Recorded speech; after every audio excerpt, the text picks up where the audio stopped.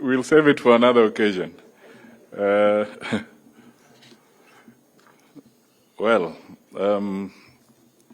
Madam Cabinet Secretary, Ministry of Environment, Climate Change and Forestry, Honorable Soipan Tuya, the Chair of the National Assembly Committee on Environment and Forestry, my friend Gekaria, and the other members of Parliament with you today,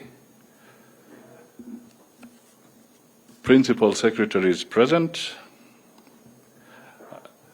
ambassadors, development partners, whom we have also had the opportunity to listen to, ministry officials, distinguished guests, ladies and gentlemen.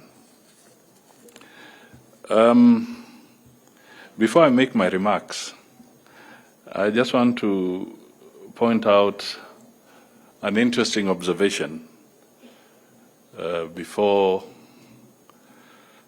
we started, as we came in, and as we were waiting for the prayer and in the initial meetings, there was a cockerel that made its pronouncements. I think it crowed about 3 times.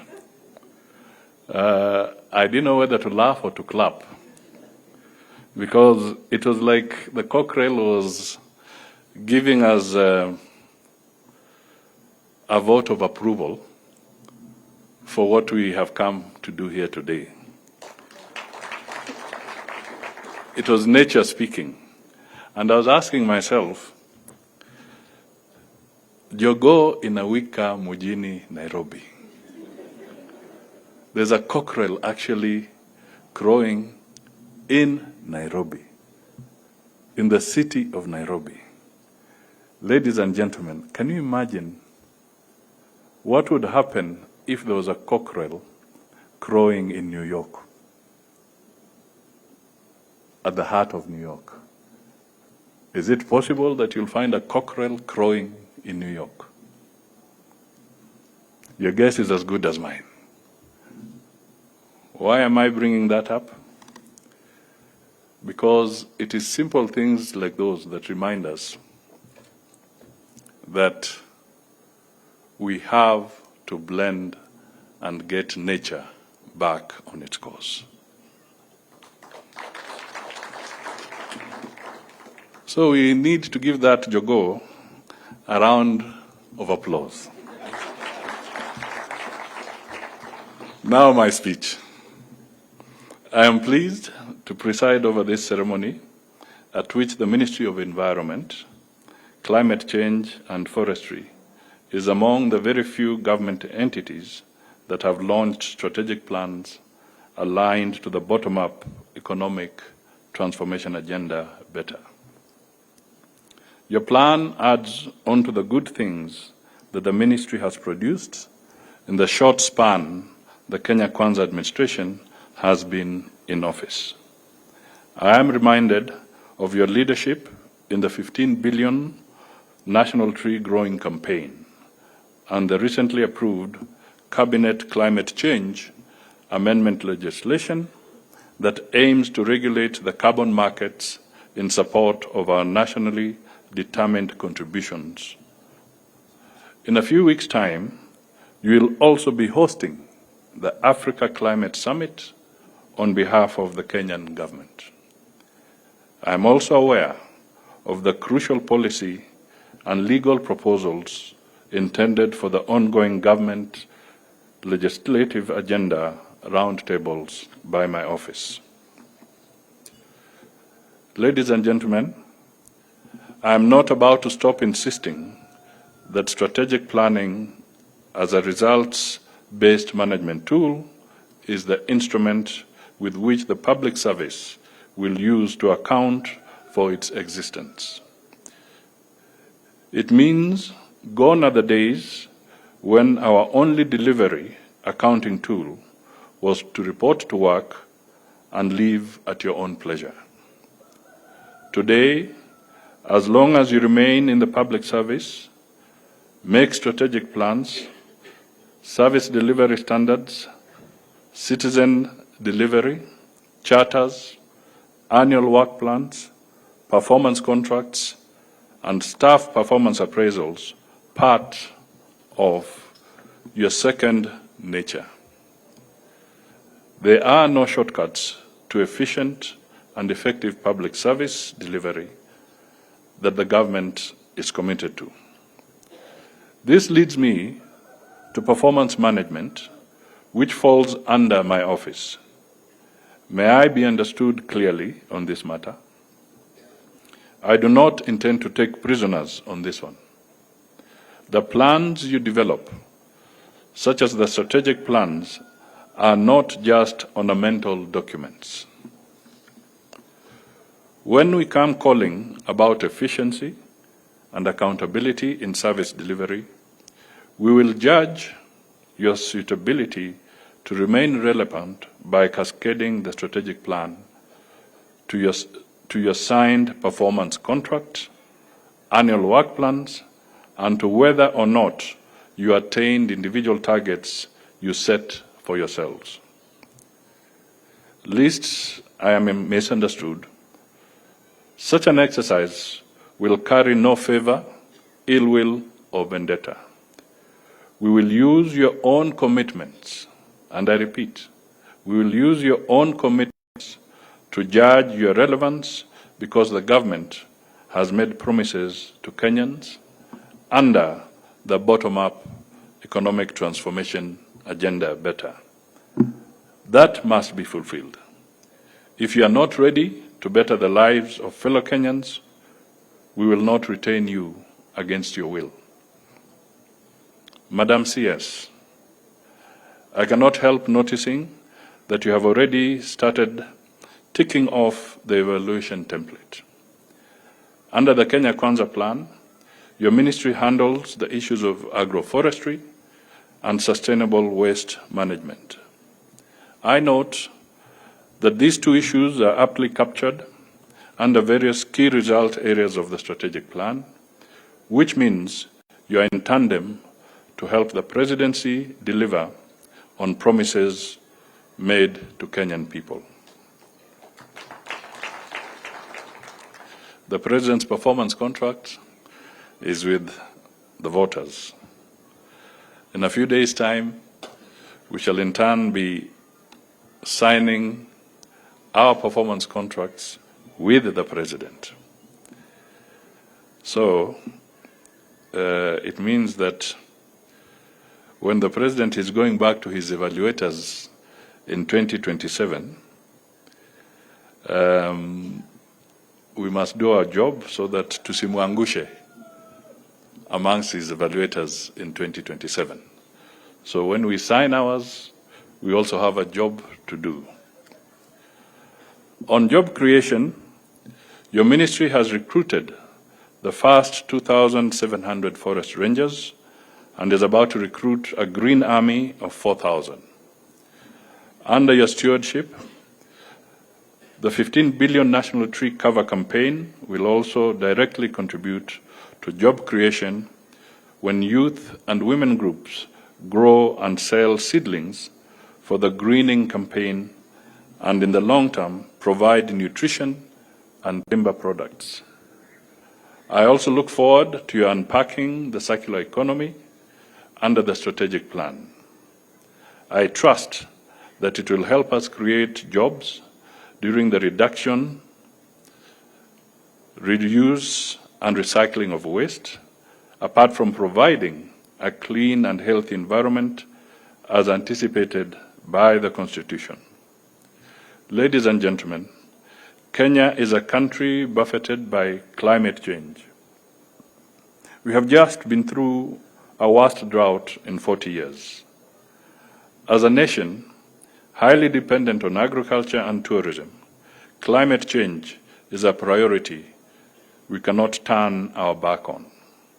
Adaptation and mitigation measures required, including early warning mechanisms, are not cheap. But that does not mean we fold our hands and hope for the best. We must soil our hands today to prevent catastrophes tomorrow. This is why I am impressed by details on intervention measures in your strategic plan under the topic on climate change adaptation and mitigation key result area.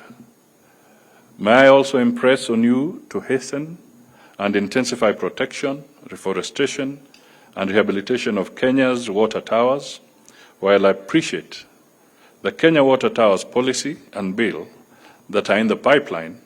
Serious intermediate remedial action should be directed to protecting increasingly vulnerable government-gazetted forests in some counties. Sometimes we mistake tree cover, where we have achieved 12.1% of the 30% target with forest cover. We must attune ourselves to statistics that show Kenya's forests are fragmented across the country. Combined forests cover over 37 million hectares. Out of those 37 million hectares, 2.1 million are woodlands, 24.8 million are bushlands, and 10.7% are wooded grasslands. Yet, we are at a meager 9% forest cover, purely out of neglect and destruction. It is commendable that what we have done to protect the Mount Kenya water towers. The annual community rehabilitation of Kaptagat Forest also requires emulating. In the same vein, we must accelerate protection of the Mau water tower. In Kakamega, the only existing tropical rainforest is under encroachment threat. The Save Savo Ecosystem Restoration Initiative in Taita Taveta County needs support. And the Marogori Hills forest, now stripped bare of tree cover, requires urgent reforestation. These areas require fencing and security by enough wardens to protect these forests against human activity. Indeed, I have been approached by these counties to patronize these mitigation activities through planned activities such as marathons to fund afforestation. I ask for your support. Indeed, I was telling the chairman of the water towers, where is he? Oh, here he is, Rashid, that he needs to step up his activity there. And I've touched on Marogoli Hills. Let him come and climb the hills. Apoteze weight kidogo as he does his job. Finally, please feel this pristine place where we are launching the strategic plan today. See the fruits of rehabilitation, conservation, and managing our environment. The fresh air you are breathing and the shade you are enjoying. It is because someone like you planted a tree. It tells us responsible stewardship of the environment starts with you and I. From here, let each of us do ourselves a favor, plant a tree at every available opportunity. A greener, cleaner, and safer environment today equals intergenerational equity tomorrow. It is my pleasure, therefore, to declare the Ministry of Environment, Climate Change, and Forestry Strategic Plan officially launched.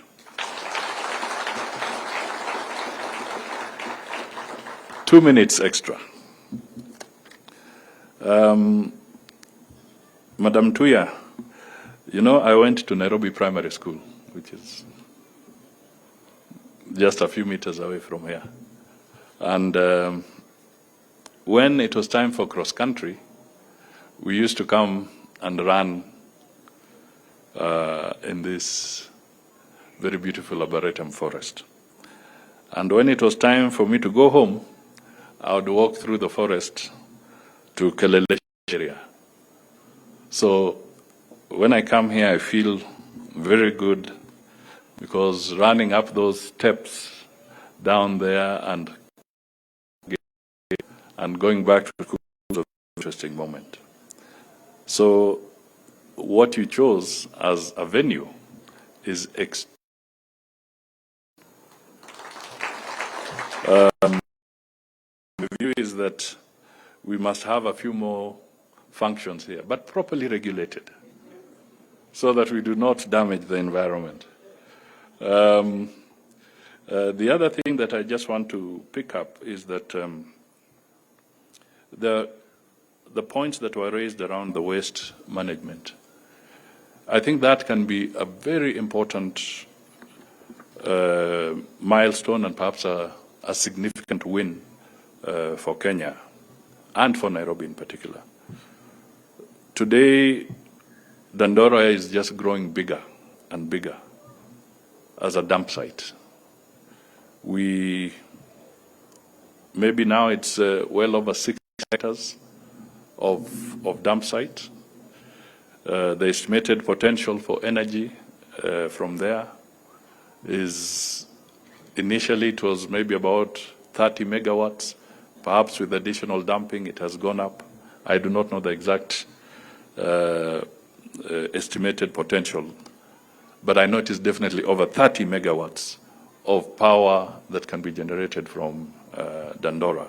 And this goes for other major urban centers. But we have taken too long, and perhaps I'm one of the guilty ones, but so many other people on this. We have an opportunity to correct this, that we need to make a deliberate effort and set funds aside, made available, so that the issue around Dandora can be dealt with effectively. Tokyo today harnesses about 40% of its power from waste. Tokyo, 40% of its power from waste. They generate the energy. There are so many plants that deal and process waste, convert it to energy, and over and above that, the ash that comes from some of these things is used to generate and to put together building blocks, cabros, tiles, materials for paving of roads. Here we are, sitting on a gold mine.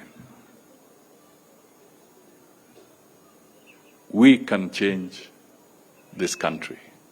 It just needs that resolve, and your ministry is giving us a lot of leadership.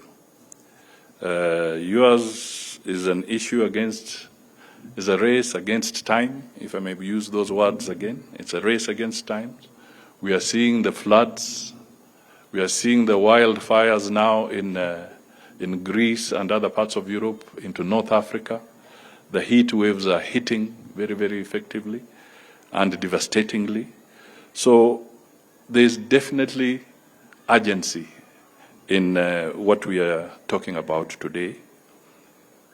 Finally, it is true that if we manage our climate well, we will have built a mega resource, as Mr. Pandamiti said.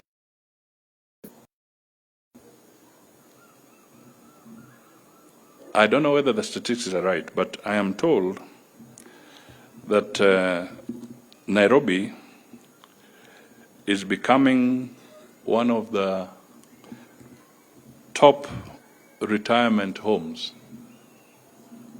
for officers of the United Nations globally. And one of the things that is really pulling them here is exactly the serenity of our climate. I'm told that there's a possibility that as we sit today, apart from the 6,000 or so United Nations employees who are active. There could be about another 3,000 who have chosen to make Nairobi or Kenya their retirement home. So my message to you is, if you want to live longer, settle in Kenya.